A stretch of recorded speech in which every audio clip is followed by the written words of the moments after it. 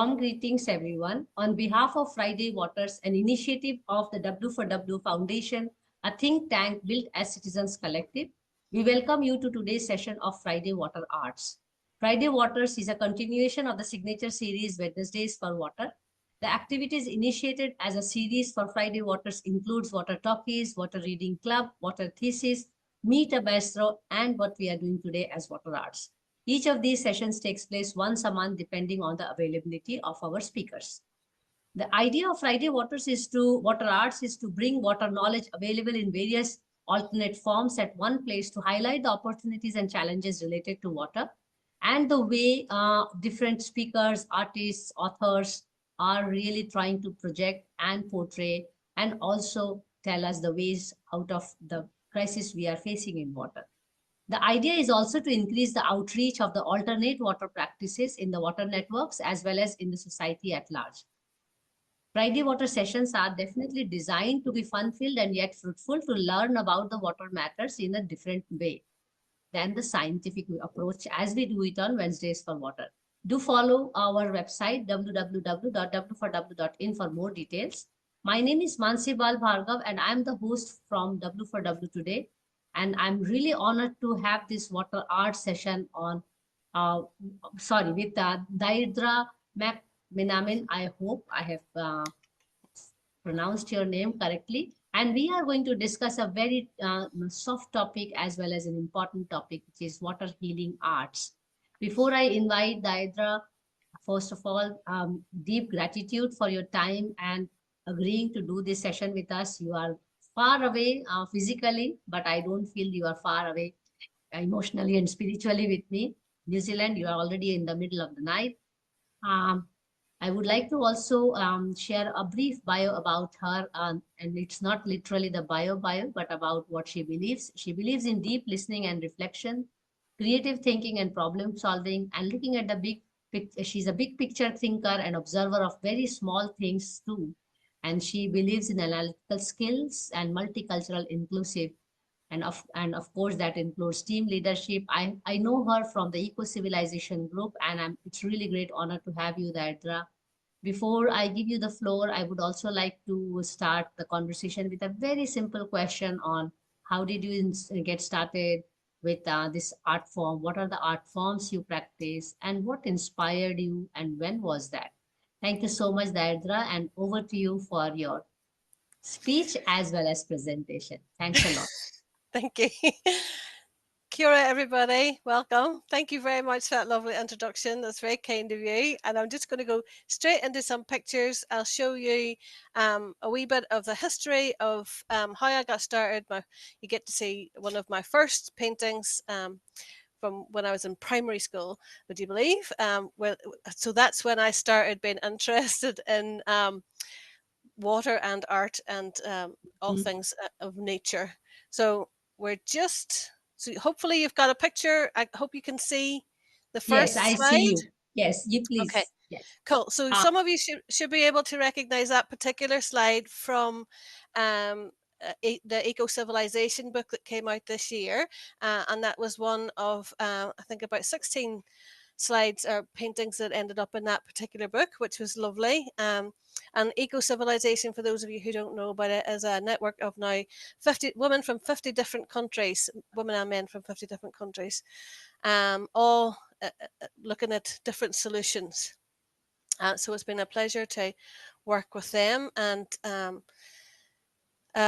Violetta and Rajni kind of connected me with the book, which was wonderful.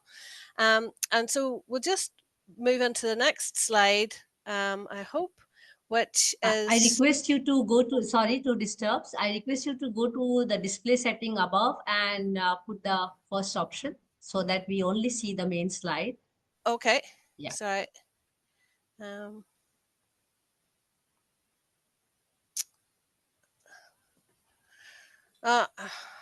It's not letting me do that on this. Oh, hang on. Here we go. There you go. How's that? Yes. Yep. Wonderful. Thank you. Cool. Yeah. Sorry about that, guys. As you can probably tell, technology is not my friend. Well, no, that's good. Today's going to be the start of a whole new technological adventure, and I'll get much better at it. But thank you very much for your patience. Thank you for that lovely introduction, and thank you very much for you know, reaching out to me and inviting me to be part of this. I really appreciate it, and thank you for all that work that you've done. 300 episodes. That's incredible, and it's so awesome. It's going Thank to take me you. the rest of the year to watch them all, but it's going to be great. Thank you very much. Mm. So I'll move on to now to the next slide, which is this is a slide that I did in primary school. Now I'm from Northern Ireland, and so Ah. this is not typical of Northern Irish vegetation. So I don't know where these particular images came from, but this was as a child. We don't even have palm trees around me at all, but they were in the painting. And now I live in a house with a palm tree outside, so it's unusual the way these things kind of come around. Um, and when we were talking before at the start of the putting this together, you asked for some Irish slides. So I've included these two from Madeline McCullough, who was very, very important to me. She came in and taught me in secondary school and high school. And she's an amazing storyteller and author and artist. And she also does beautiful marbled papers and things like that. But she was probably the person who um, really inspired me and made me see that, you know, making art was a possibility. And she was such a amazingly inspirational person to meet. Now, I was growing up in the middle of the Troubles in Northern Ireland at the time, and it was a bit, it's safe to say it was quite a, you know, um, challenging time, but she was just this ray of light through that, and very, very kind and compassionate woman. And you know, that the one on the left is the Tree of Life, which is turns Mm. up a lot in Celtic mythology and Celtic stories. And the one on the right is a family, a group painting of a family, but you'll also see that the tree of life is there, but you can kind of tell that it's done during the Troubles because of the red and orange and yellow around the family figures. So it was a unusual palette for something that, you know, that's usually, you know, family paintings are usually kind of presented in a different way. But I think it was quite significant, and I remember as a Mhm. child growing up with these particular paintings, and I think they have really they had an influence on me, and I think it's also part of the reason why I feel so strongly that people need to have original artwork in their own home rather than prints or, you know, I mean, prints are fine, but you know, if they Yes. can find original ones so that you can have that texture, so that you can see how the light moves on a painting, and you can see how it can change during the day depending on how the light hits it. And also living with a painting is a different experience to living with a print, because it kind of invites you in differently. There's a different sensory response to it, and there's a different intellectual response to it. Now, none of that I was conscious of as a child, but as I've kind of grown, I've become more aware of it. And so you'll notice that underneath, under the tree of life in the bottom, in the two corners, you'll see stylized waves and movement of water and earth underneath the tree. And obviously, and because the water kind of goes up through the tree as well, and you see the blossoming of the different flowers and things too. But that stylization of water and that kind of suggestion of movement was quite important, and it's something that was, you know, that Madeline's quite profoundly engaged in, or was at that time. And so the next slide I'll show you some of my work, and this is a piece when I went back after going away to college. I did the central piece, which is called Lay Down Your Arms, and that was pairs of 100 different casts of different people casting their arms together. It was based on the handshake, which means that a knight won't use his sword against you. So it was in response to a really bad shooting where a pregnant woman, her mother and grandmother were shot, and everybody in the community was calling for the laying down of arms. And so I went round and in conjunction with a lot of the young people that I was working with, I was a youth worker and community worker at the time. We went round and cast people who on both sides of the conflict.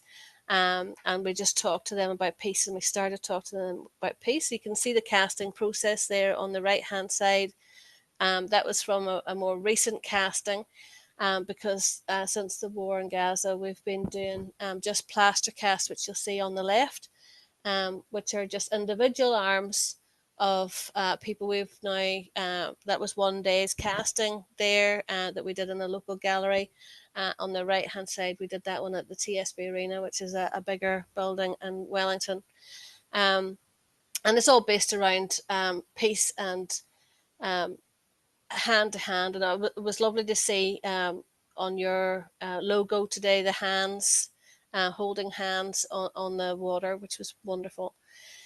And then the next piece is on the left. It's on the bottom, you'll see a large table. We did an 8-foot wide table with canvas on top, and then we set it with 12 or 13, 12 places, so plates and goblets, and then we invited members of the community to come and eat, which they did, and we had a lovely party, and it had fruit and popcorn and sweet and bread and things. And we also filled the clay cups with Ribena, and for a time they could, because it was sun-dried clay, you could drink, so during the invitation and then the first day, people could drink out of those cups, and then they were left out in the weather for about 3 months, and they gradually eroded. And it was trying to show people about the difference between using natural materials, the impact that the weather has on the art forms, and also how plastic doesn't change. And actually, it was inspired by my trip to India. I went to India, I think it was 92, I think. I landed in the middle of the Hindu-Muslim riots at the time, and I went on a train journey, and on the trains, we were given like little terracotta cups of chai tea, which is to this day my favorite tea, and and then the cups were thrown out the window at the end, and there was this beautiful patina of red dust all along the side of the railway tracks. And aside from being very beautiful, it's also it was also very environmentally friendly, because it goes back down, it goes back into the earth. It'll still contribute to the ecosystem and stuff. It doesn't interfere with the ecosystem in the way that the plastic cups that have replaced them in some areas do. And I was trying to highlight that in this exhibition. You can kind of see the poppy plastic in the bottom center piece. You can see a cone of plastic fruit with a pineapple on top, and just below that you can see some poppers from the you pull these poppers and streamers come out. But that was after the whole thing had been sitting for maybe a month at that time. All the clay pots, which were big bowls full of fruit and stuff, and all the goblets and the plates, you can see how they've kind of begun to deteriorate, but the plastic has stayed exactly the same. So we were trying to kind of highlight that in that installation. And also in the plate that you see with the biscuit, it froze and thawed and froze again, which caused it to crack. So I was trying to, we were trying to show that was done in collaboration with Ollie and Will as well. And we were trying to kind of show the impact that the moisture in the clay has, because the clay starts off as a malleable, movable thing. We then dry it and form it into the shape that we want. Because we didn't fire it and glaze it, it went back, but still nature had its own dialogue with it. So those mark makings that you see happened because of the rain on the thing. And we were actually really lucky in the bottom. We happened to have a freak snowstorm in the middle of it, and you can see that one is covered in snow.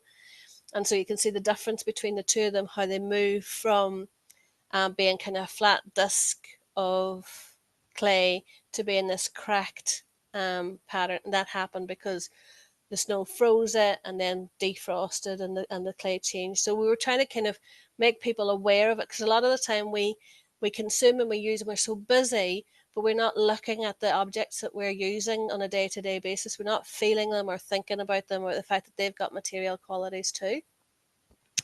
And so the next one there was that's an early painting of fish. Now, usually the water, the surrounding on the piece is blue, and the fish will Wow. be silver or grey or red or orange or gold, depending on what it is. I was trying to look at the fact, what if the fish, what if we're the fish, what if the, that we're blue too and they're blue and we're all part of that same color tone, and that we're just, so I'm just kind of starting that visual dialogue about changing it around so that, is it a fish? Is it not a fish? What defines the fish? The water? I'm going off a bit, but there was that thing. It was a there was a cartoon once about a fish on a bicycle, and it was like, I think it was around that same time, it was ages ago. But that notion about um, water and our place and our connection to water and where we begin and end with result to it, because our bodies, depending on which scientists you talk to, they can be between 70 to 90% water. And water has a memory, and water changes and defines everything, and it can move through rock, it can split rocks, it can change the shapes of landscape. It's so powerful, but it's also so gentle, and like a lot of Mm, people talk about STEM education now, but a mm. STEM on its own is actually quite weak. Whereas if you have STEAM Yeah, we education, have. Yeah, nice. You put this up. yeah, Yes, yeah. yeah, I'm also talking about it. that's right, because STEAM permeates everything, Everything. permeates everything, you see, because we take in so much information visually, and also it helps us think. And so when we include the arts as well as science and technology and education, maths, when we really make sure that art stands shoulder to shoulder, and when we invest in our arts and our artists, then we get STEAM, and then we get our intellectual movement to really make changes in our society, and we can really make a big difference within our communities, because people can process, because art's intrinsically therapeutic before you even Yes. become a therapist. Art on its own is therapeutic. Looking at somebody else's art is therapeutic. Making your own art is therapeutic. Engaging with art with other people is incredibly therapeutic and very powerful for understanding who you are, what's happening in the world, and making peace with yourself. And you can see this a bit more in the next slide. So all of this, it doesn't show so much in the photographs, but if you can try and imagine all of these images, they're all rooms that I've built, and on the roof of the room, I've put this blue parachute silk and backlit it. It doesn't look like that in one of the rooms, but believe me, they all wear they all wear that color, because they were all supposed to make you feel as if you were underwater. And Mm-hmm. and the idea was this calm relaxation, because I'll show you again in another photograph, but so much of our um we think of ourselves as the blue planet, and we think, that we've got heaps of water and we've got heaps of air, but we actually haven't got that much of it compared with how we're looking after it. So what the usable water that we have is finite. It's not an infinite resource. We're using it up quite well. On the left hand side, that room also had lavender all over the floor, Mm-hmm. so you could feel the lavender, and you had the lights that kind of made it feel as if you were underwater, as if you were in a swimming pool, but without needing to have an oxygen tank, was the idea. People found it really restful, and then they were invited to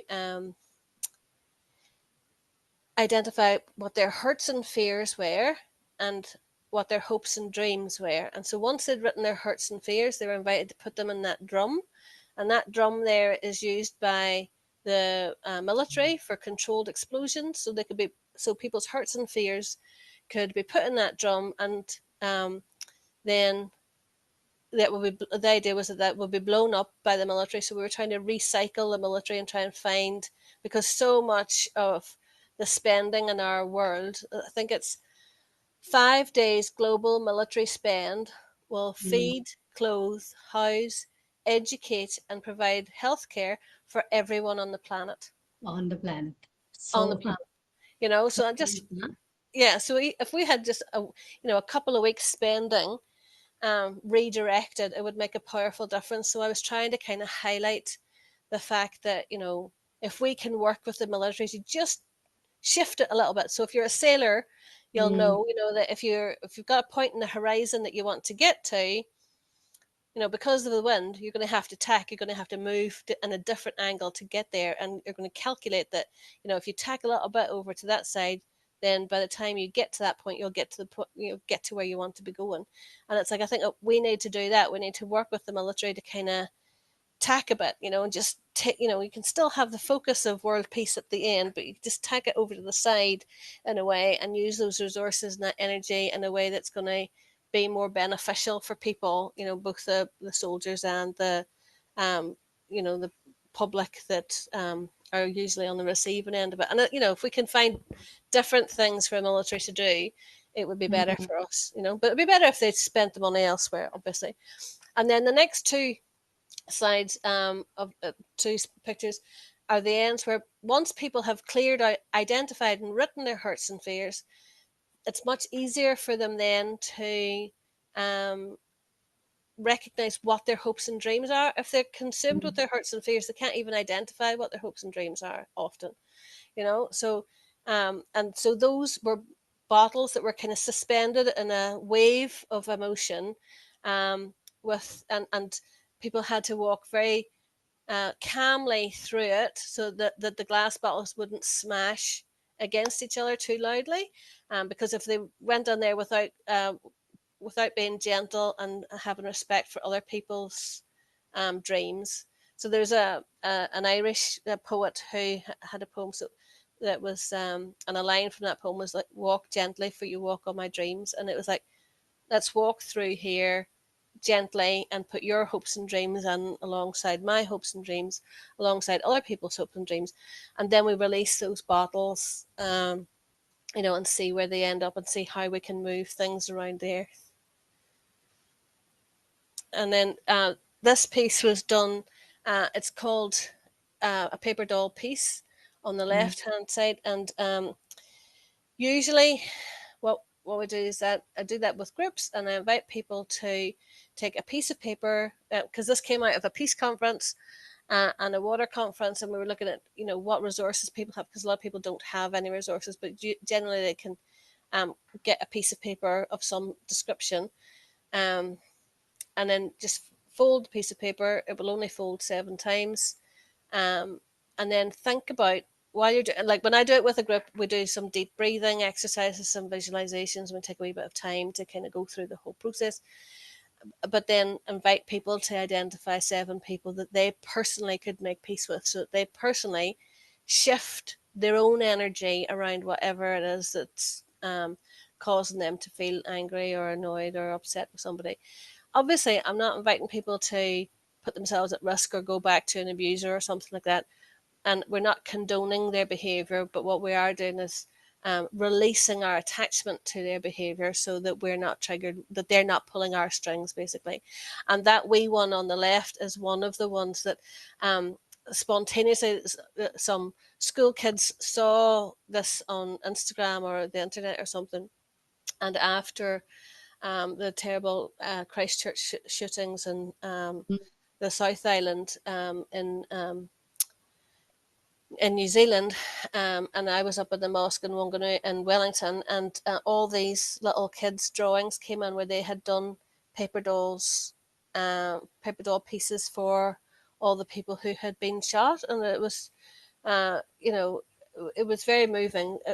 I discovered then after that they went all the way up the staircase was full of all these paper doll chains, but then I found out that for some people they don't do representations of the human form, so we've changed it over to the stylized version of the heart there, so that we're making it as inclusive as possible for everyone. Mhm. And then this is on to my paintings. So again, this is trying to kind of look at water and how it moves and the relationship between the sun and water, which creates green. So, if you've got the yellow sunlight and you've got the blue water, that's what gives us the green. And so, our blue planet or our green planet comes from, the sun lighting up those colors. And trying to show the different ways it moves, um, and then moving in through to looking at how we're all kind of made up of the same things and how different colours influence and move through. And then you've got some Wow. horses. They're just trying to kind of show that kind of movement through, and that we're actually all made up of the same stuff, really. And then this is a youngster who kind of stumbled into the gallery one day, and he was wearing a Maori flag.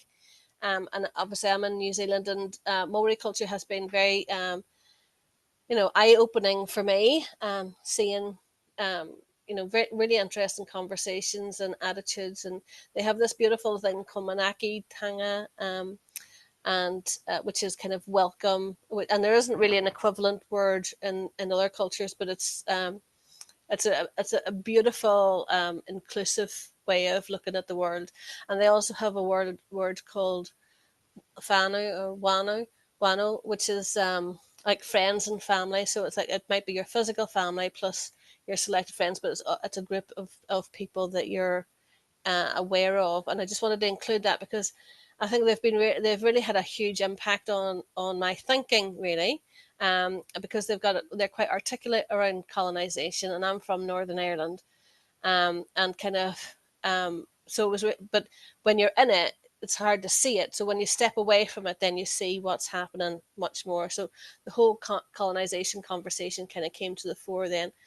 Um, and then this one is a series that I did because in Wow. Maoridom, when you meet people, you hungy, which is basically um, you share life force, you share breath with the person. So you go straight up to them, um, and almost bump foreheads, and your nose is kind of aligned, and you're basically sharing breath, um, which is quite an intimate thing, but it's incredibly powerful and beautiful.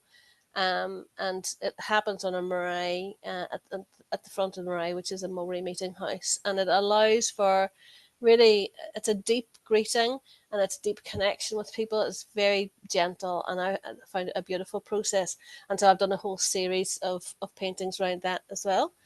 Um, and then continuing on more to looking at um, trying to kind of reconnect with my ancestors' indigenous experience, and following what was happening with my friends, particularly some Maori grandmothers who I was friends with, and realizing that actually indigenous peoples are like a shield to protect parts of our understanding of ourselves. And it's almost like Yes. every single different culture has a specialty, has an insight or a gift into a different culture, um, for us, or a different part of the human experience, a different part of our psyche. And they're really good at this particular bit, and you might be really good at that particular bit and stuff. But there's something in each culture, and particularly in the indigenous people of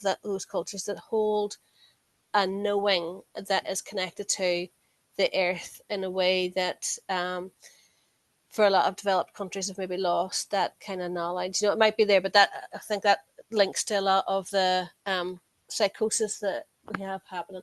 There was an interesting study done in the States of American teenagers, and from different high schools, that were all displaying depressive tendencies, and they each one was sent for a different therapeutic process. And some were sent to Africa, and some of the tribesmen in Africa asked the kids, to just go and find a stone. That was all they had to do, but they had to find their stone that was not Mm. prosaic, that was.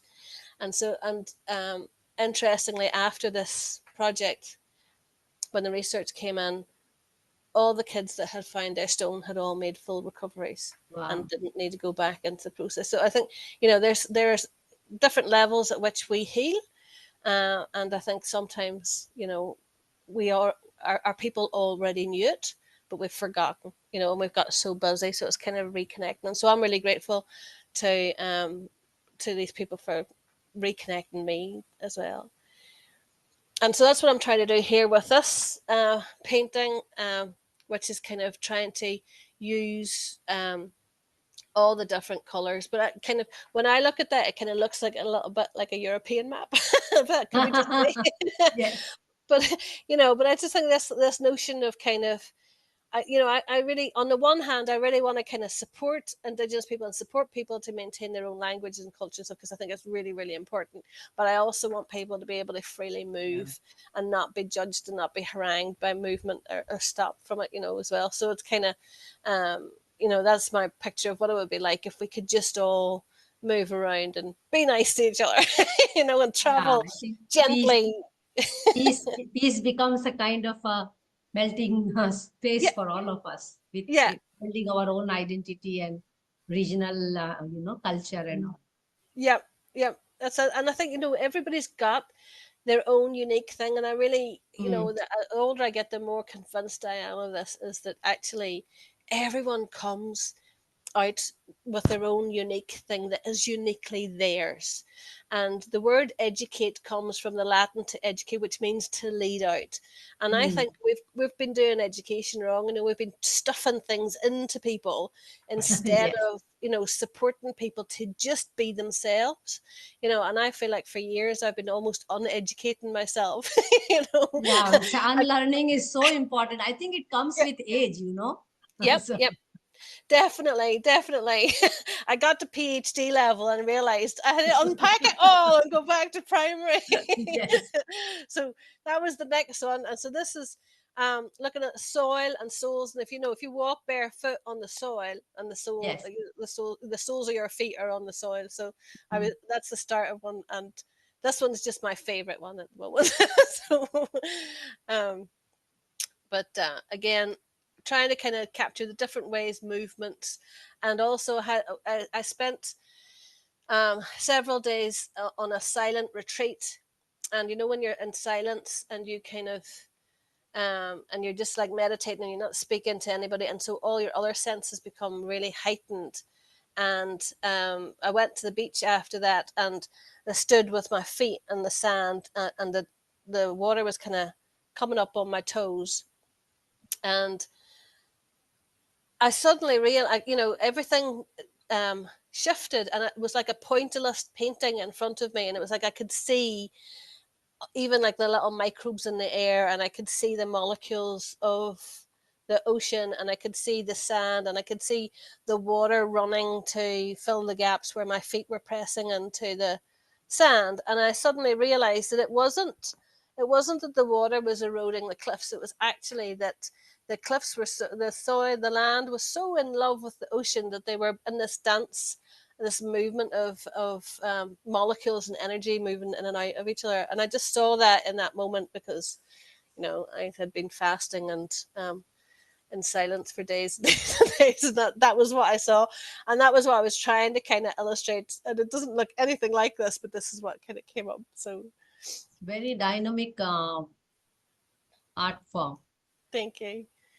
And this one is like looking at the earth, and you'll see there's two red stripes at the bottom and two little dots. And the smallest dot is the amount of available water that we've got. The larger dot is the amount of available air that we've got. If the rest of the earth, if they were separate in three balls. So that kind of gives you an indication of kind of you know what we're trying to do. And I used that process that I told you about earlier about using the yellow and the blue, and that created the green. So again, it kind of gave that line almost like the tectonic lines, because where I am in Wellington, it's right on a tectonic fault line. um, and so we've got all these lines through the earth. So when we drill or go for oil or try to dig up mountains or minerals or mines and things, what we're doing is we're tenderizing those pieces in our Mm. on our planet, and we're causing these ripples of tectonic movement, and these earthquakes and things that happen. We're responsible, so they don't just happen on their own. Um, and this is just a wee reminder. So every morning, and first of all go up. Now as I've got a bit older, I do a wee bit more stretching. But basically, I light a candle, say, uh, go into a form of meditation or prayer, and deep breathing and in silence for a while, and then I'll do three little quick Wow. things first before I do This anything else. And that's my morning routine before I talk to anybody that is or very, anything. this is a very good idea. I think I should try this. It's I would really recommend it because I've tried getting up and journaling and stuff, and that doesn't really suit me. But this works for me, and it has been an amazingly transformative experience for me in my artwork. It has moved. Mm. And changed, and it's really interesting too because I can look at all these different ones and I can tell you whereabouts, because those ones were done when I was traveling, and I know which one I was where, and it's become like a little a journal for me of Mm. what's happened in my life. But it's also really handy because it means I've got thousands of these things, so I can give them away to people Yes. as my business card. So, but Mm. it's a really lovely process, and it really helps you think and center yourself. And I try and explain to people who are not or who are intimidated by art that actually it's a really good way in, because if you think of a marathon runner practices for ages. You don't expect them to just go and run 20K without any practice or any prep. Yes. But we expect people, or we expect ourselves rather, to be able to do a fabulous painting when we haven't been painting for years, And it's like, and then we're frustrated because it doesn't come out the way we want to. And then we don't do it again because it doesn't look like how we wanted it to look. And that spoils our whole creative art process. It becomes a real pressured thing because it becomes about the end result. Whereas Mm. actually art is about the process, and it's about thinking, and it's about exploration. And this has become like this incredible scientific experiment for me now. And these papers have actually become very, very valuable because they're charting a whole load of technical skills that I've built up through those, through exploring it. And it's different from reading it because when you do it yourself and you have that experience and you've embedded that physical knowledge in yourself, and it means then that the next time you can make things so much more differently. Mm. And so this was like the start of the kind of water series. So it took me a lot longer to get to this part. Sorry, I thought I'd be quicker. Um, but so there you've got the start of the water series. Again, you've got the fish there that is kind of moving on from the fish that I showed you before, and that's a different way of kind of showing it, and also trying to show what happens when the sunlight and the water moves on. Um, these are some of the pieces that were done for Nene, for the Myanmar Water for Peace conference that was done a wee while back. Um, and this one was done because a friend from India was telling me about the statistics of people who are still carrying water. So 70% of the population in the world are still carrying water and that don't have access to, piped water. And the councils that only have men on them are less likely to promote water because more women carry water than men. Mm. And so the yellow that's going across are the steps of the people who are carrying the water. The red is for the people who get assaulted when they're carrying water. Um, and I did that piece with the intention to auction it off, to go towards some water projects for women.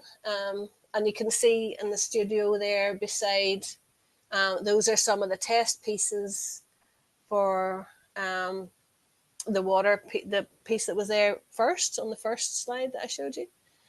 And then this is another piece of, which is again based on the honey, but looking at the fact that we're water, and if we're breathing together, and Mm. post COVID, I still think it's really important for us to find different ways to kind of connect, and I think the dangerous thing with COVID is it's separated so many people, but it's like really, you know we still need to find other ways to kind of put our heads together and have that connection, have that kind of warmth of human connection.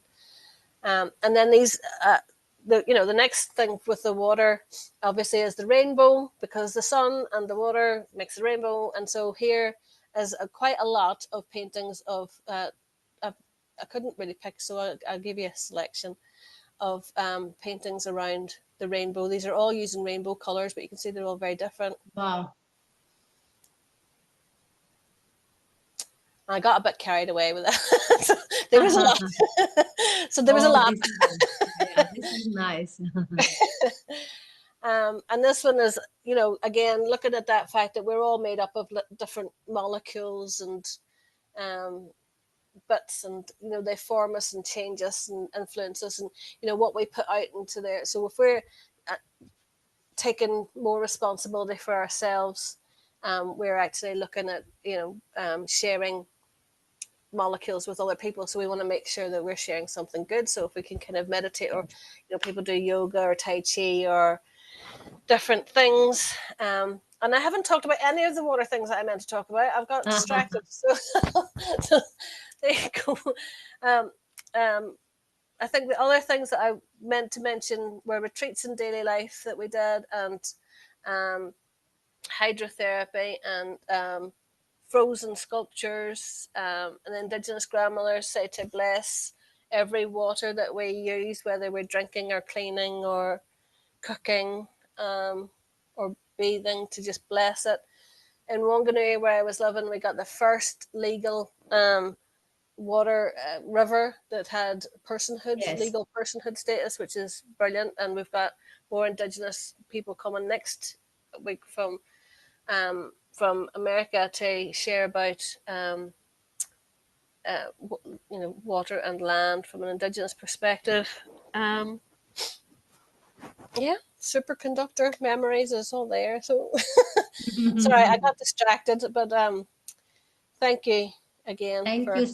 Yeah, thank you so much, Deirdra, for this elaborate and wonderful presentation. And also, I could know a little bit more about you through this talk. And you may please stop the sharing so that we can go for a little conversation, chit chat on the artworks you have done. I Yeah, have very simple questions. Let me just see if I can help you stop sharing. Just stop yeah, sharing at the bottom. Yeah. Thank you. yeah. And I see you have written many languages, so which is really nice. There we go. Yeah. I should be Thank stopping you. any minute now.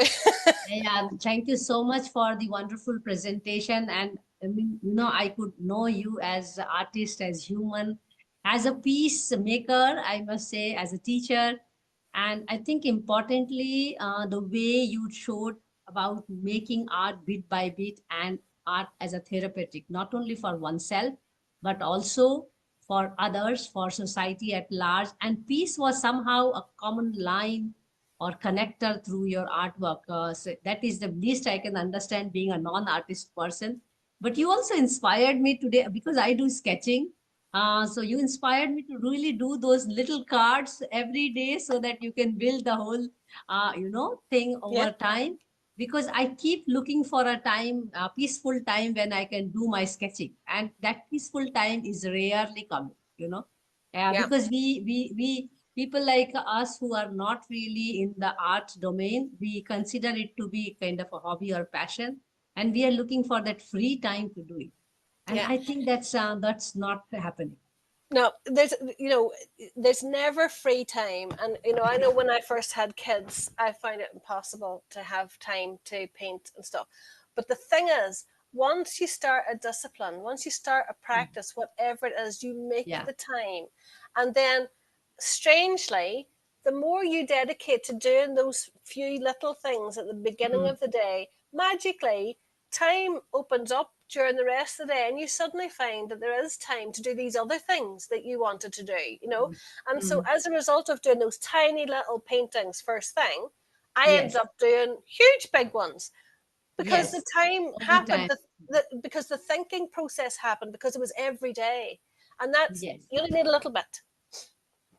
Yeah, what was also interesting in your artwork is that you have gone beyond paintings, done installation, And many of your artwork is also to bring a movement or a behavioral change in the society. I mean, the doll, the paper doll, work, the work of those glass bottles, and where you are also talking, you also made a point that how if we can change the approach, we spend money on military or defense, if that can be a little bit changed.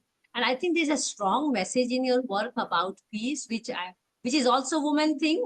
So it's man-made wars most of the time. In your artwork, I think it's important for me to ask this question because history tells that art have been a primary mover of reforms in the society. I mean, we can see from the whole unrest in Europe, we can see from South Asia and everywhere. I mean, how do you see when you moved from Ireland, now living in New Zealand, the change in the art form globally, and whether art form is still be considered as a primary source of bringing reforms in the society? I mean, I just want to pick your brain on Yeah. that because I know people like you have been advocating for peace and a beautiful painting at the back, Peace on Earth. Um, where do you see we stand today with so much of unrest all over, man-made disasters, and then we have climate Mm. disasters, you know? I think that's a really important question. I think art is still incredibly valuable and incredibly Mm, important. I think we've got different things that are happening because AI has having a big impact on artists, and I know that a lot of artists are struggling financially now because the few mm, jobs that were for artists now mm, people are doing themselves because of AI, which is mm, really licensed. It's plagiarism because a lot of people's work is being stolen. mm, Um, and that's demoralizing a lot of artists, which means then that has an impact. But and also because we're in the hopefully the death throes, but because we're in a capitalist system, mm, we've attached so much to finance. So a lot of really good quality art is bought mm, up and put on private yachts and never seen again. So those discussions, the ideas and the concepts that art's talking about, the value of the art stays there. People are still making money, but the the reason for the art to exist has been removed because they've been put on a boat and nobody's going to see it because people are controlling how that art is being seen in the world, and that's having an impact on our ability to find the solutions. And it's also really dangerous because have an emphasis on steam or on STEM uh, instead of mm, steam, and that again has a really detrimental impact on people because I remember out of the kids that I grew up with, um, mm. a lot of the fellows that I grew up with got like 5 A's at A levels, and they were really, really, really clever. But they didn't have very much common sense, and so they could go into a science lab and they could make, brilliant things, but they couldn't connect up with people. And so, like the stuff that we're seeing happening, um, in the environment, we've known about that since the 60s and 70s, Yes. right? And the solutions have been there for the 60s and 70s, and the scientists have been telling us since then, since before I was born. But because we haven't connected it to the arts, it hasn't spoken to people's hearts. So people aren't Mm, kept, and that's what arts do. So we've got a lot of people who've got the solution over here. We've got people who can identify the problem over here, and then artists fill in that gap, and the scientists fill in that gap to a certain mm, extent too. But you still need to have people who can hold a really strong vision, but also people who can show you how to get there. And so yes. for me, like people like Judy Chicago, who did a piece called The Dinner Party, which I saw when I was at art college, that was a pivotal moment for me because she had started off doing some ceramic plates, and then she decided to make these plates around different women's histories, and then it turned out to this big triangular dinner party setting, and all these other women from different communities got involved, and they embroidered placemats and settings and stuff. And so the whole community got involved in it, and it built up a community, and it built up a movement for change that was gentle and creative and interdependent and supportive. And that was what inspired me to do Lay Down Your Arms, because you didn't see it Mm. in there, but we had like 100 different arm casts all on the floor, and we had That people was who really were, powerful. oh, Mm. was good. Yeah, but there was also, like, in the original ones, there were paramilitaries and prisoners and police and people who are usually at each other's throats. And because Mm. we were able to sit down with them and hold their hand in a non-judgmental way. And I remember seeing one guy who was he was rock hard. He looked like the Rock Man from the Marvel comics, you know. But while we were casting, he he just softened, and I could see the 16-year-old boy come out to the surface, and he told me his story and this awful thing that happened, his awful response and everything, you know. And you know, but like, it was safe touch, it was non-sexual, it was just, it was human, you know. And it's like, Yeah, we need to have an ability to be human together and care for each other, absolutely. and for people to understand that, you know, we're all connected, we're all in this together. You know, you're just another me that happens to be on a different part of the globe, you know, and we might sound different or we might look different, but I'd say we're the same inside, Yeah. even though we'll have different experiences. But there's no fundamental difference between us in any way. No. But that's why we need all this difference, why we need other people from different backgrounds as well, because they'll show us different reflections of ourselves, because we're all, Yes. you know, so you can't, Yes, we are you in know. it and we are same. Mm. Exactly, you know, so when people talk about different religions, and I go, oh, well, it's just, I think different religions are all just mountaineers, all climbing up the same mountain, but they're all Yes, finding a 100%. different path up that mountain, you know. And Mm. so, and we'll all use different words, and we'll all find different handholds or footholds in that journey. And I think that's what art does. It gives people more capacity to find a different handhold or foothold in that climb of life, and in the finding of the solutions that we need. Mm. That I mean, in one of your painting, it was so very obvious when you were saying that when we meet each other, we are sharing breath. And I mean, I have been also saying in my public talks all the time, as you were just mentioning, that the water that flows in you flows in me and also flows in the sea, river, ocean. So Yeah, that way we are all one, as well as we are all one water actually, because yeah, if we are made up of water. There was yeah, this towards the end, you had a powerful painting on, and when you were mentioning about that 70% of the people are still carrying water with themselves, that is also a strong message through your paintings. Another painting which I would like to discuss with you and also get to know some logistic question around it, because today when you explaining your artwork, I could understand what you like to convey, you know. So how are artists really reaching out to citizens or lay persons like me, um, to really convey what they would like to convey, because there are powerful messages in every artwork which you showed, and I'm sure they are part of some project, some campaign, and that there was one campaign project which was very interesting in your work as well. How would normal or non-artistic background people would understand what an artist wants to showcase? But to just to complement the same question, probably I'm answering myself because I'm thinking, you made me think. When you said art is therapeutic, whether you are doing art, whether you're observing art, and you also now gave the example of making those hands, how even a tough person can be, you know, soften, and then that humane thing. You know, what is the way that artists are really trying to convey the message? Because if you have really told me this now orally, all your artwork makes much more sense to me than if I had just seen your artwork and made my own interpretations and all. Are you thinking or have you done work where you are really trying to explain your artwork? I'm just asking you about how do we understand the artwork in general. Also, yeah, do artists really explore the idea of writing it or making a voiceover on the art piece so that we can appreciate it more, probably? yeah.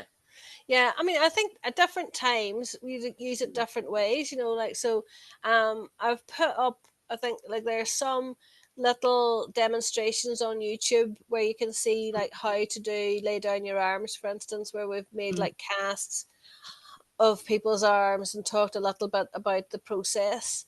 So sometimes there are videos like that, and I've done quite a few like articles whenever an exhibition happens and stuff. So we have like the main exhibitions, and then there'll be articles, and then there's also been included in some of the books.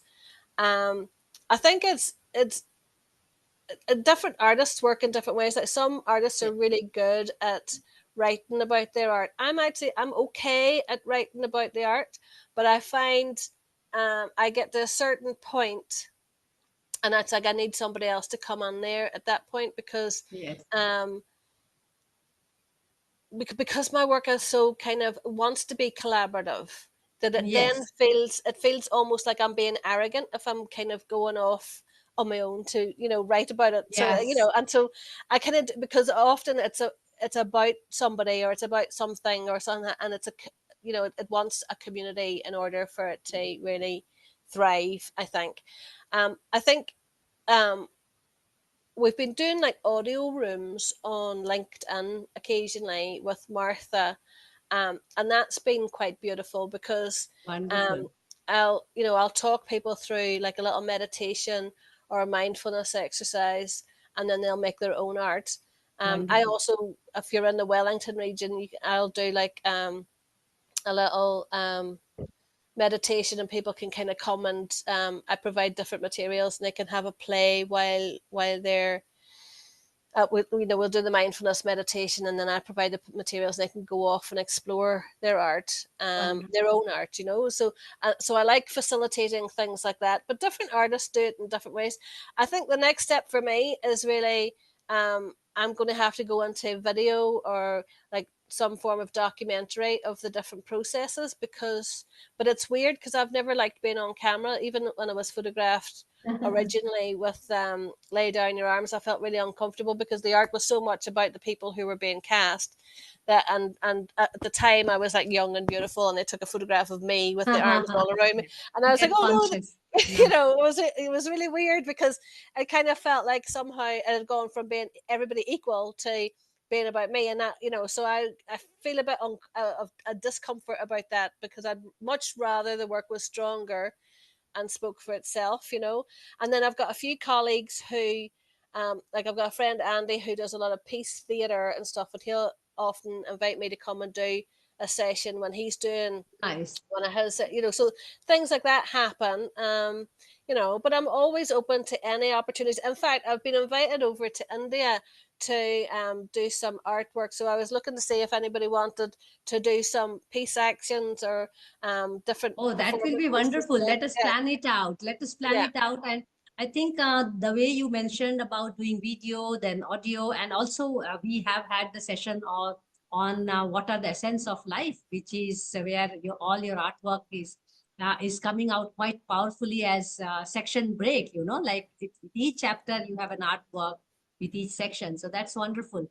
But we can continue discussing, but we have to respect the time, and it's almost coming to closure, nearly an sorry. hour.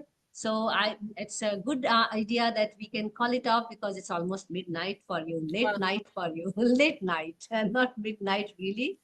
But thank you so much, Deirdre, for this wonderful conversation and enlightening, as well as telling us how art form can be really a tool for, most importantly, from your artwork. Peace came out very strong message for me. And for me, most important,